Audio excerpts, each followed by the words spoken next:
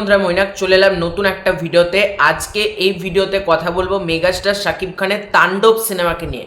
তাণ্ডব সিনেমা যদি পাবলিকের ভালো লেগে যায়, প্রথম 10 দিনেই তাণ্ডব সিনেমা ব্লকবাস্টার হয়ে যাবে। এটা আমি কেন বলছি, আজকে একটা খবর দেখলাম, সেটা হলো ঈদুল আজহা অর্থাৎ কুরবানি ঈদে বাংলাদেশে 10 দিন ছুটি রয়েছে। টানা 10 দিন ছুটি রয়েছে, মানে 10 দিনের একটা লম্বা উইকেন্ড তো পাচ্ছেই ছবিটা।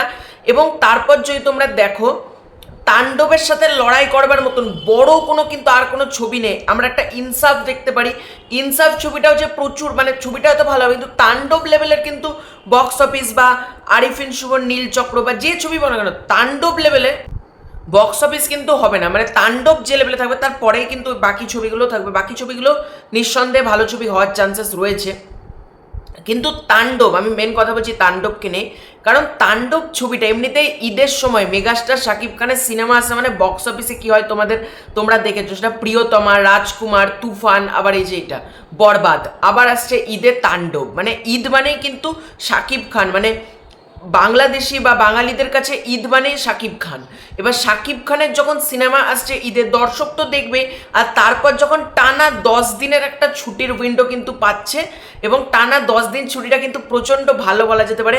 বিষয়ত তাণ্ডব সিনেমার জন্য খুব লাকি। হ্যাঁ, আমি যদি ভুল না করি, বরবাদ সিনেমা প্রথম 10 দিনে 25 কোটি টাকার ওপর কালেকশন কিন্তু চলে গিয়েছিল বরবাদ সিনেমার।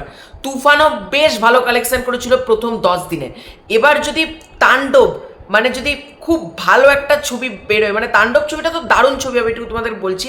যদি খুব ভালো ওয়ার্ড অফ মাউথ পায়, পাবলিক রেসপন্স, পাবলিক রিভিউ যদি খুব ভালো আসে, ছবিটা কিন্তু প্রথম 10 দিনে 30 কোটিরও অধিক কালেকশন হয়ে যেতে পারে, এটা নিয়ে কোনো ডাউট নেই। মানে যেরকম ছুটির উইন্ডোটা রয়েছে, হলিডে রয়েছে, এবং তারপর মেগাস্টার শাকিব খান আর রায়হান রাফি একসাথে আবার আফটার তুফান, দেখা যাক প্রথম 10 দিন কীরকম কালেকশন করে তাণ্ডব। তো তোমাদের এটা নিয়ে কি মতামত কমেন্ট করে জানাও। খুব শীঘ্রই নতুন করে ততক্ষণ